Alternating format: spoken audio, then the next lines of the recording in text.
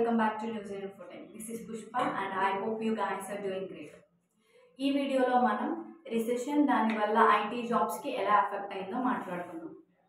యాక్చువల్గా IT companies అనేవి projects ఉంటేనే రన్ చేయగలరు కదా. ఏమన్నా కూడా ప్రాజెక్ట్స్ చేస్తూ ఉంటేనే వాళ్ళకి ఇన్కమ్ అనేది వస్తుంది, ప్రాఫిట్స్ అనేవి జనరేట్ అవుతాయి. సో కంపెనీ అనేది రన్ అవుతూ ఉండగలరు. ఆ ప్రాజెక్ట్స్ అనేవి వాళ్ళు తెచ్చుకునేటప్పుడు సమ్ అమౌంట్ అనేది ఇన్వెస్ట్ చేస్తూ ఉండాలి. లైక్ వాళ్ళ దగ్గర ఉండదు, బట్ ఇనీషియల్గా సమ్ అమౌంట్ అనేది ప్రాజెక్ట్స్ మీద ఇన్వెస్ట్ చేస్తే ఆ ప్రాజెక్ట్ అయిపోయిన తర్వాత ఆ అమౌంట్ని ఆ క్లయింట్ దగ్గర నుంచి వాళ్ళు తీసుకుంటూ ఉంటారు. ఇదే ప్రాసెస్ అనేది అన్ని కంపెనీస్కి జరుగుతూ ఉంటుంది. ఈ అమౌంట్ అనేది ఎలా తెచ్చుకుంటాం? ఫర్ ఎన్ ఎగ్జాంపుల్ మనమే ఉన్నాం, మనం ఏమన్నా ఇన్వెస్ట్మెంట్ చేయాలి అనుకుంటే దగ్గర మనీ లేదు, అప్పుడు ఏం చేస్తాము? బ్యాంక్ని అప్రోచ్ అవ్వడమో లేదు అంటే సమ్ అమౌంట్ లోన్ తెచ్చుకుంటూ ఉంటాం కదా. So some of the companies also will do the same thing. Companies కూడా ఇలానే లోన్ తెచ్చుకుంటూ ఉంటాయి అన్నమాట. కొన్ని బ్యాంక్స్ దగ్గర నుంచి ఇలానే లోన్స్ తెచ్చుకుంటూ ఉంటాయి. ఈ పీరియడ్లో ఏమైంది అంటే బ్యాంక్స్ అందరికీ లోన్స్ ఇస్తూ ఉన్నప్పటికీ బ్యాంక్ ఏమవుతుంది, బ్యాంక్లో ఉన్న అమౌంట్ అనేది తక్కువైపోతూ ఉంటుంది. Bank will come to bankrupt. So ఎలా అవ్వకుండా ఉండడానికి ఈ బ్యాంక్ వాళ్ళు ఒక కండిషన్ పెడతారు, లైక్ కొంచెం ఇంట్రెస్ట్ రేట్ అనేది ఎక్కువ పెంచడం. ఈ ఇంట్రెస్ట్ అనేది ఎక్కువ పెంచితే ఎవరైనా తీసుకోవడానికి ఇష్టపడతారా? కొంచెం ఆలోచిస్తారు కదా. సో ఈ ప్రాసెస్ ఎక్కువ అవడం వల్ల ఈ రెసెషన్ అనేది ఫామ్లోకి వచ్చింది. లైక్ కంపెనీస్ వాళ్ళు ఇన్వెస్ట్ చేయడానికి మనీ లేక కొత్త ప్రాజెక్ట్స్ని తీసుకోవడం లేదు, ఆ ఓల్డ్ ప్రాజెక్ట్స్ని కంటిన్యూ చేస్తూ ఉన్నారు. And at the same time కంపెనీలో ఉన్న క్యాండిడేట్స్కి పే అనేది చేయాలి. ఇన్ కేస్ ఇంకా ఎక్కువ రిక్రూట్ చేసుకుంటూ ఉన్నా కూడా అమౌంట్ అనేది సరిపోదు, వాళ్ళందరికీ కూడా పే చేయలేరు. సో ఏం చేస్తున్నారంటే కొంతమంది క్యాండిడేట్స్ ఉన్న వాళ్ళనే కొంతమందిని లే ఆఫ్స్ అనే ఒక వర్డ్ యూస్ చేస్తూ మొత్తం క్యాండిడేట్స్ని ఆ జాబ్లో నుంచి బయటకి తీసేస్తూ ఉన్నారు. సో ఇలా జరుగుతూ ఉన్నప్పుడు ఫ్రెషర్స్కి జాబ్స్ ఎలా వస్తాయి అంటే చాలా కష్టంగా ఉంది. సర్వీస్ బేస్డ్ కంపెనీస్ అయి ఉండొచ్చు, లేదంటే ప్రోడక్ట్ బేస్డ్ కంపెనీస్ అయి ఉండొచ్చు. జాబ్స్ ఆపర్చునిటీస్ అనేవి చాలా తక్కువగా ఉన్నాయి. సర్వీస్ బేస్డ్ వాళ్ళు వేరే కంపెనీస్ కోసం వర్క్ చేస్తూ ఉంటారు. లైక్ వాళ్ళు కొన్ని ప్రాజెక్ట్స్ని తెచ్చుకుని ప్రాజెక్ట్స్ మీద వర్క్ చేస్తూ ఉంటారు. ఇన్ కేస్ వాళ్ళు ఆ ప్రాజెక్ట్స్ ఇవ్వకపోతే వాళ్ళకు కూడా వర్క్ ఉండదు. సో వాళ్ళు ఏం చేస్తారు అంటే ఇంకా ఎక్కువ మందిని రిక్రూట్ చేసుకోవడానికి వాళ్ళకి చాయిస్ లేదు. ఈ ప్రోడక్ట్ బేస్డ్ కంపెనీస్లో న్యూ ప్రోడక్ట్స్ని డెవలప్ చేయడానికి ఇన్వెస్ట్ చేయడానికి మనీ లేదు. సో వీళ్ళు ఏం చేస్తారు, ఆ ఇన్వెస్ట్మెంట్ లేని టైంలో వాళ్ళు కూడా కొంచెం పాజ్ అనేది స్టాప్ చేయడం, ఇన్ కేస్ పాజ్ చేయడం కానీ ప్రాజెక్ట్ని లేదంటే స్టాప్ చేయడం కానీ చేశారు. సో ప్రోడక్ట్ బేస్డ్లో చాలా తక్కువ అమౌంట్లో రిక్వైర్మెంట్స్ అనేవి జరుగుతూ ఉన్నాయి. అండ్ ఈ సర్వీస్ బేస్డ్ వాళ్ళు మ్యాక్సిమం చాలా కంపెనీస్ ఏం చేశారంటే స్టూడెంట్స్ని రిక్రూట్ చేసుకోవడం స్టాప్ చేసేసారు.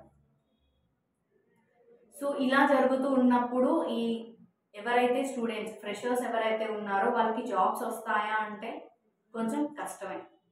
లైక్ ఈవెన్ క్యాంపస్ డ్రైవ్స్లో కూడా కంపెనీస్ అనేవి తగ్గిపోతూ వస్తున్నాయి. ఇదివరకు ఒక 10 to 15 కంపెనీస్ డ్రైవ్స్ కండక్ట్ చేస్తూ ఉండేవారు. ఇప్పుడు ఓన్లీ కొన్ని కంపెనీస్ మాత్రమే, దట్టు అవి కూడా స్టార్టప్ కంపెనీస్.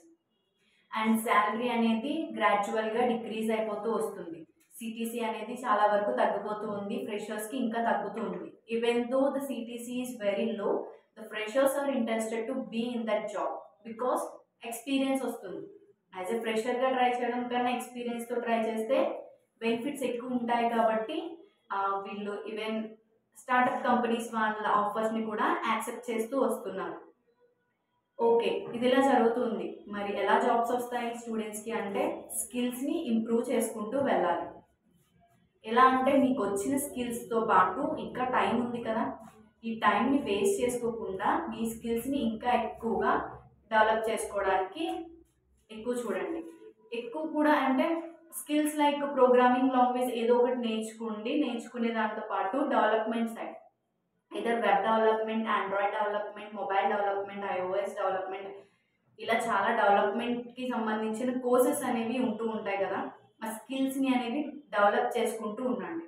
ఒకే స్కిల్తో వెళ్తే ఒక వేనే ఉంటుంది. నెంబర్ ఆఫ్ స్కిల్స్ మన హ్యాండ్స్లో ఉన్నాయి అంటే so many ways we have. ఎక్కడ వే ఉంటే ఆ వేలో మనం వెళ్ళిపోవచ్చు.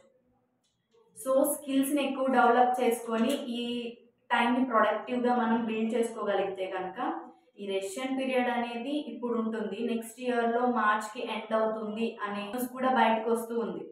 సో ఈ టైంని మనం వేస్ట్ చేసుకోకుండా అప్పుడెప్పుడో స్కిల్స్ అప్పుడు ప్రిపేర్ అవుదాం, అప్పుడు ఇంటర్వ్యూస్కి అటెండ్ అవుదాం, స్కిల్స్ అప్పటికి డెవలప్ చేసుకుందాం అనుకునే కన్నా ఈ గ్యాప్లోనే స్కిల్స్ మొత్తం డెవలప్ చేసుకొని మీరు ప్రిపేర్డ్గా ఉన్నారు అంటే ఈ రెసిషన్ పోయిన వెంటనే మీకు జాబ్ ఆపర్చునిటీస్ పెరుగుతాయి, మీరు జాబ్స్లో ఈజీగా ప్లేస్ అవ్వచ్చు.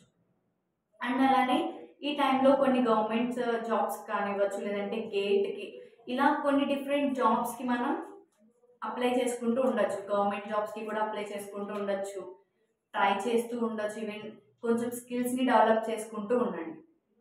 రెసిషన్ అనేది కాన్స్టెంట్గా ఉండిపోదు, నెక్స్ట్ ఇయర్లో చాలా జాబ్ ఆపర్చునిటీస్ వచ్చే అవకాశం ఉంది. So fresher candidates please be prepared, job opportunities వస్తున్నాయి. సో మీరు వెల్ ప్రిపేర్డ్గా ఉండండి, జాబ్ని సొంతం చేసుకోండి. ఈ వీడియో కనుక మీకు నచ్చినట్టయితే మీ ఫ్రెండ్స్కి షేర్ చేయండి. అండ్ అలానే ఈ వీడియోని మీరు లైక్ చేసి షేర్ చేసి ఈ ఛానల్కి సబ్స్క్రైబ్ చేయండి. Thank you.